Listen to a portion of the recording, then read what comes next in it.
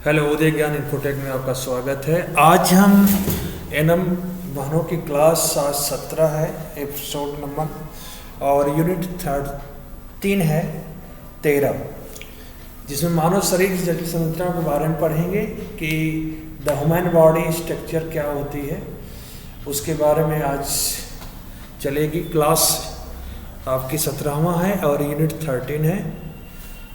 तो चले, आज क्या होती है जटिल संरचनाएं मानव शरीर की, द ह्यूमन बॉडी स्ट्रक्चर।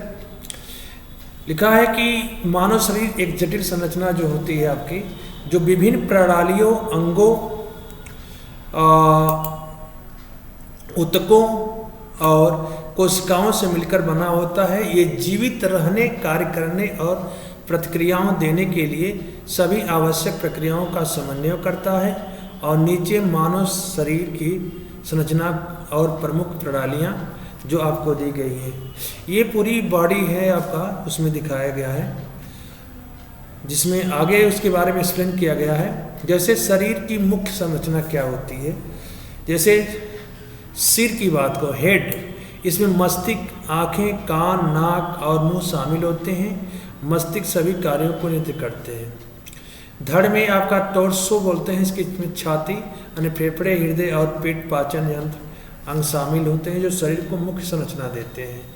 और हेड, जैसे सिर कहते हैं, इसमें मस्तिष्क, आँखें और नाक, मुंह शामिल। मस्तिष्क सभी कार्य नियंत्रण केंद्र हैं, लेते हैं और इस शरीर की गति और कार्य के लिए महत्वपूर्ण होते हैं। मतलब इसी चीज़ को दो बार हो गया है, मतलब वही चीज़ को रिपीट किया गया है। मानव शरीर की प्रणालियों में सबसे बड़ी जो सिस्टम होता है, सबसे पहले जो स्टार्ट होता है हड्डी तंत्र से, कहते हैं स्केलेटल सिस्टम। ये शरीर का आधारभूत ढांचा बनाता है।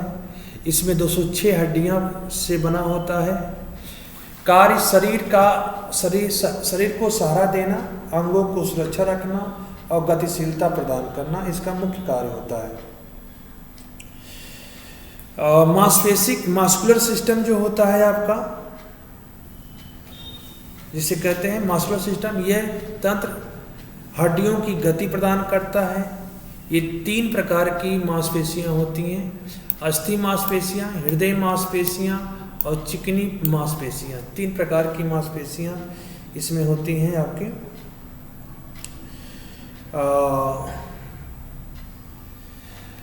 रक्त परिसंचरण तंत्र, सर्कुलेटरी सिस्टम इसे कहते हैं आपको। इसमें हृदय, रक्त और रक्त वाहिनियां शामिल होती हैं, जिनका कार्य क्या होता है, ऑक्सीजन और पोषक तत्वों को शरीर के विभिन्न भागों तक पहुंचाना। अगला है श्वसन तंत्र, रिस्पायरेटरी सिस्टम। इसमें नाक, श्वास नली और फेफड़े शामिल होते हैं। इनका कार्य होता है ऑक्सीजन को शरीर में लाना और कार्बन डाइऑक्साइड को बाहर निकालना।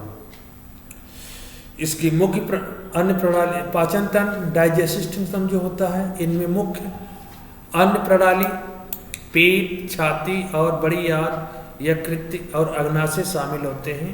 ये पाचन तंत्र के अंतर्गत आते हैं। कार्यता होता है इसका भोजन, पाचन और पोषक तत्वों का अवशोषण करना, इनका मेन काम है पाचन तंत्र का, डाइजेस्टिव सिस्टम। मूत्र विसर्जन तंत्र, यूरिनरी सिस्टम। इसमें वृक्क यानी किडनी, मूत्रवाहिनियां, मूत्राशय और मूत्रमार्ग शामिल होते हैं। ये शरीर से अपशिष्ट पदार्थों को बाहर निकालने का काम, यूरिनरी सिस्टम का काम होता है शरीर में जितने भी अपशिष्ट पदार्थ हैं उसको बाहर निकालना। नेक्स्ट, तंत्रिका तंत्र, जिसे नर्वस सिस्टम बोलते हैं। इनमें मस्तिष्क, मेरुरज्जु और तंत्रिकाएं शामिल हैं। इनका कार्य होता है शरीर के सभी अंगों और प्रणाली को समन्वय बनाए रखना। प्रजनन तंत्र, रिप्रोडक्टिविटी सिस्टम जिसे कहते हैं। इसमें नर और मादा के प्रजनन अंग शामिल होते हैं। कार्य इनका होता है संतान उत्पन्न करना। अंतःस्रावी तंत्र, एंडोक्राइन सिस्टम। इसमें ग्रंथियां जैसे पिट्यूटरी, थायराइड, एड्रिनल शामिल होते हैं। कार्य क्या होता है, हार्मोन्स का उत्पादन और शरीर के कार्यों का विनिमय करना। प्रतिरक्षा तंत्र, इम्यूनी सिस्टम, ये शरीर की संक्रमण और बीमारियों से बचाता है और इसमें लसिका प्रणाली, श्वेत रक्त कोशिकाएं और अन्य रक्षात्मक घटक शामिल होते हैं इम्यूनिटी सिस्टम के अंतर्गत। शरीर के प्रमुख ऊतक कौन कौन से होते हैं? टिश्यू कहते हैं। एपिथेलियम ऊतक, यह शरीर की बाहरी परत और अंगों को आंतरिक परत, शरीर के बाहरी परत और अंगों की आंतरिक परत जो होती है उसको एपिथेलियस टिश्यू कहते हैं। स्नायु ऊतक या नर्वस टिश्यू मस्तिष्क और तंत्रिकाओं को कहते हैं। स्नायु तंत्र, कनेक्टिविटी टिश्यूज हड्डियां, रक्त और उपास्थियों को कहते हैं। मांसपेशी ऊतक, मस्कुलर टिश्यूज गति और शक्ति प्रदान करने वाले टिश्यू को कहते हैं। मानव शरीर की कोशिकाएं जो होती हैं, कोशिकाएं शरीर की सबसे छोटी इकाई होती है और प्रत्येक कोशिका में कोशिका झिल्ली, साइटोप्लाज्म और नाभिक होते हैं। इसके अलावा अन्य जो है त्वचा, स्किन बोलते हैं, ब्लड बोलते हैं, हृदय बोलते हैं। यह शरीर का सबसे बड़ा अंग और रक्षा की पहली पंक्ति में आता है। यह शरीर के पोषक तत्व और ऑक्सीजन पहुंचाने का कार्य करता है, ब्लड का काम, और यह शरीर के लिए पंपिंग मशीन की तरह भी काम करता है। ये आपके जो थे महत्वपूर्ण इम्पोर्टेंट चीज़ें जो मैंने आपको बताई। इसके बाद आपके 30 क्वेश्चन मैं कराऊंगा इसके विषय पर, और वे क्वेश्चन जो होते हैं कुछ इसमें से जो कुछ क्वेश्चन जो है पेपर में आ चुके हैं, इसलिए सिस्टर बहनें जो भी वीडियो को देख रही हैं कम से कम लाइक ज़रूर करें और अपने दोस्तों को इसको शेयर भी करें, और जो चैनल में पहली बार आए हैं कृपया सब्सक्राइब जरूर करें चैनल को। जैसे मानव शरीर में कुल हड्डियों की संख्या कितनी होती है? अभी मैं थ्योरी में बताया था कि मानव शरीर में हड्डियों की संख्या पहला दिया है 200, 206, 208, 210। तो मैंने अभी बताया था कि 206 होती है इसमें मानव शरीर में टोटल हड्डियों की संख्या। हृदय का मुख्य कार्य क्या होता है? पोषक तत्व को पचाना, ऑक्सीजन और रक्त को पंप करना, शरीर से अपशिष्ट पदार्थों को बाहर निकालना और हार्मोन्स का उत्पादन करना। तो इसमें हृदय रोग का मुख्य काम होता है कि ऑक्सीजन और रक्त को पंपिंग करना, हृदय का मुख्य कार्य होता है। मानव शरीर की सबसे बड़ी ग्रंथि कौन सी है? मानव शरीर की सबसे बड़ी ग्रंथि कौन सी है? मानव शरीर की सबसे बड़ी ग्रंथि कौन सी है? मानव शरीर की सबसे बड़ी ग्रंथि कौन सी है?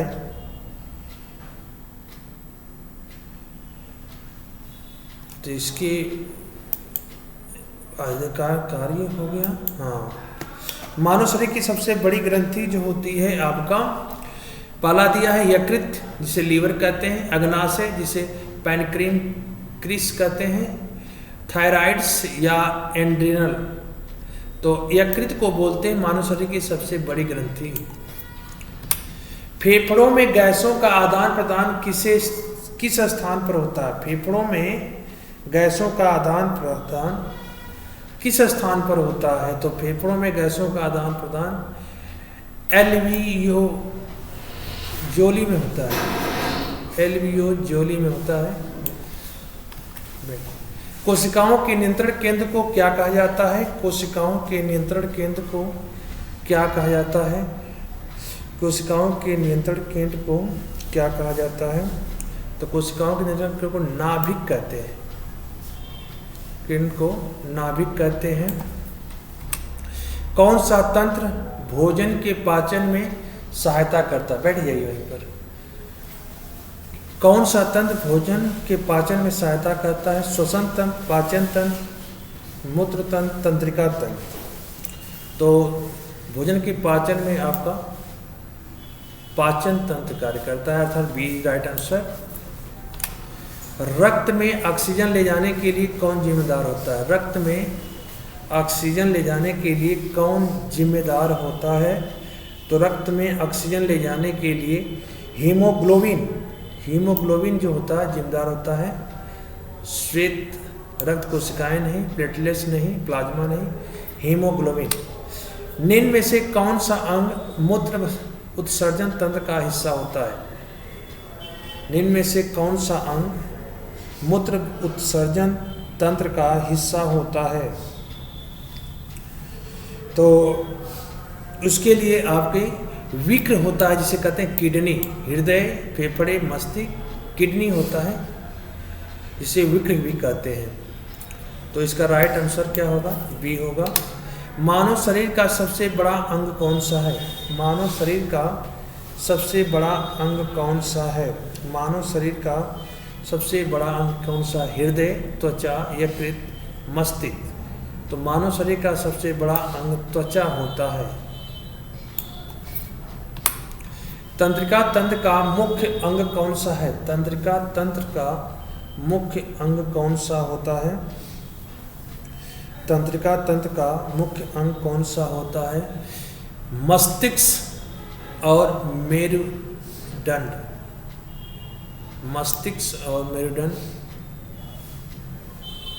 मुख्य अंग होता है। फेफड़े, हृदय नहीं, किडनी, यकृत नहीं, मांसपेशियां, हड्डियां नहीं। शरीर में रक्त का शुद्धिकरण कहाँ होता है? शरीर में रक्त का शुद्धिकरण कहाँ होता है?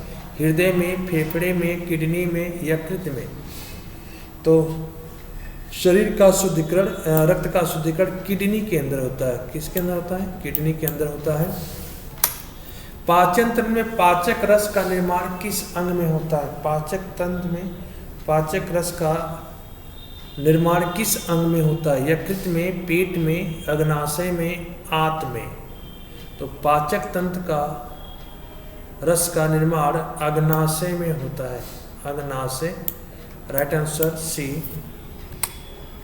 नाड़ी की सामान्य दर यानी पल्स रेट कितनी होती है? नाड़ी की सामान्य पल्स रेट कितनी होती है?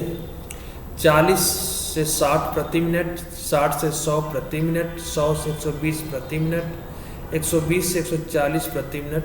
तो 60 से 100 प्रति मिनट होती है। शरीर के किस ग्रंथि को मास्टर ग्रंथि कहते हैं? शरीर के किस ग्रंथि को मास्टर ग्रंथि कहते हैं? थायराइड्स को, पिट्यूटरी को, एड्रिनल को, पैंक्रियाज को। तो पिट्यूटरी को मास्टर ग्रंथि कहते हैं, अर्थात बी राइट आंसर। कौन सा अंग शरीर में इंसुलिन का उत्पादन करता है? इंसुलिन का उत्पादन करता है। किडनी, अग्नाशय, यकृत, हृदय। कौन सा अंग शरीर में इंसुलिन का उत्पादन करता है? तो उसे कहते हैं पैनक्रियाज, अर्थात अग्नाशय, यानी बी राइट आंसर। शरीर में कौन सी रक्त कोशिकाएं संक्रमण से लड़ती हैं? शरीर में कौन सी रक्त कोशिकाएं संक्रमण से लड़ती हैं? तो उसके लिए लाल रक्त कोशिकाएं, श्वेत रक्त कोशिकाएं, प्लेटलेट्स, प्लाज्मा। तो शरीर में रक्त कोशिकाएं संक्रमण से लगती हैं, उसे कहते हैं श्वेत रक्त कोशिकाएं। श्वेत रक्त कोशिकाएं, बी राइट आंसर। मस्तिष्क में स्मृति और सोचने का कार्य कौन करता है? Cerebellum, cerebrals, cortex, medulla, thalamus. मस्तिष्क में स्मृति का और सोचने का कार्य कौन करता है? तो सेरिब्रल कॉर्टेक्स करता है, अर्थात इसका बी इज राइट आंसर। शरीर में सबसे छोटा अस्थि कौन सा है? शरीर में सबसे छोटा अस्थि कौन सा है? तो शरीर में सबसे छोटा फीमर होता है, कि स्टेपिज होता है, क्रेडिस होता है कि ह्यूमरस होता है। तो इसमें स्टेपीज होता है शरीर का सबसे छोटा अस्थि। पाचन की शुरुआत कहाँ से होती है? पेट से, मुंह से, अन्न प्रणाली से, छोटी आंत से। तो पाचन की शुरुआत हमेशा मुंह से होती है। B right answer. न्यूरॉन क्या है? मांसपेशियों की इकाई, रक्त का घटक, तंत्रिका तंत्र की इकाई और हड्डियों की कोशिकाएं। न्यूरॉन क्या है? तो न्यूरॉन हमेशा ध्यान दीजिएगा, ये तंत्रिका तंत्र की इकाई कहा जाता है। न्यूरॉन को तंत्रिका तंत्र की इकाई बोलते हैं। सी राइट आंसर। शरीर में लाल रक्त कोशिकाओं का निर्माण कहाँ होता है? शरीर में लाल रक्त कोशिकाओं का निर्माण कहाँ होता है? तो हड्डी की मज्जा में यानी बोन मैरो, यकृत में, प्लाज्मा में, प्लीहा में। तो हड्डी की मज्जा में लाल रक्त कोशिकाओं का निर्माण होता है। अगला है सामान्य रक्तचाप कितना होता है? सामान्य रक्तचाप कितना होता है? 80-60 mmHg, 120 80 mmHg, 140 90 mmHg, 100 70 mmHg। तो ये होता है 120 और 80 mmHg। B right answer. Oxygen और कार्बन डाइऑक्साइड के आदान प्रदान का मुख्य अंग कौन सा है? आदान प्रदान का मुख्य अंग कौन सा है? तो ध्यान दीजिएगा, फेफड़े होते हैं, हृदय होता है, यकृत होता है, किडनी होती है। तो इसमें ध्यान दीजिए, फेफड़ा इज राइट आंसर, अर्थात ए इज करेक्ट आंसर है। किडनी को रक्त को छानने की इकाई को क्या कहता है? किडनी में रक्त को छानने की इकाई को क्या बोलते हैं? Neuron, glomerulus, nephron, tubule. तो इसमें होता है नेफ्रॉन। नेफ्रॉन जो होता है किडनी में रक्त को छानने की इकाई को कहते हैं। मानव शरीर में सबसे लंबी हड्डी कौन सी होती है? मानव शरीर में सबसे लंबी हड्डी कौन सी होती है? तो मानव शरीर में सबसे लंबी हड्डी फीमर होती है, टिबिया होती है, फाइबुला होता है, ह्यूमरस होता है। तो मानव शरीर में सबसे लंबी हड्डी आपका फीमर कहलाती है, फीमर। नेक्स्ट, प्लीहा स्प्लीन का मुख्य कार्य क्या है? पाचन में मदद करता है, लाल रक्त कोशिकाओं का निर्माण करता है, पुराने रक्त कोशिकाओं को नष्ट कर देता है या हार्मोन्स का उत्पादन करता है। प्लीहा पुराने रक्त कोशिकाओं को नष्ट कर देता है। पुरानी रक्त कोशिकाएं हैं उनको वो नष्ट कर देता है। अगला है मानव शरीर की कोशिकाओं का ऊर्जा उत्पादन केंद्र क्या होता है? मानव शरीर की कोशिकाओं का ऊर्जा उत्पादन केंद्र क्या होता है? साइटोप्लाज्म, माइटोकॉन्ड्रिया, नाभिक, गाल्गी, बॉडी। तो माइटोकॉन्ड्रिया को बोलते हैं कोशिकाओं के ऊर्जा का उत्पादन केंद्र। बीज राइट आंसर। मानव हृदय में कितने कक्ष होते हैं? मानव हृदय में कितने कक्ष होते हैं? तो मानव हृदय में टोटल 2, 3, 4, 5 टोटल 4 कक्ष होते हैं। थायराइड्स ग्रंथि किस हार्मोन्स का उत्पादन करती है? थायराइड्स ग्रंथि किस हार्मोन्स का उत्पादन करती है? तो थायराइड्स ग्रंथि थायरॉक्सिन का, इंसुलिन, एड्रेनालिन, थायरॉक्सिन, टेस्टोस्टेरोन। तो थायरॉक्सिन का हार्मोन्स का उत्पादन करती है। और ये लास्ट क्वेश्चन है, शरीर में जल और इलेक्ट्रोलाइट संतुलन बनाए रखने का कार्य कौन करता है? यकृत, किडनी, अग्नाशय या तिल्ली? तो इसमें किडनी करती है। इस तरह से आपके क्वेश्चन कंप्लीट हुए। Thank you, good nights.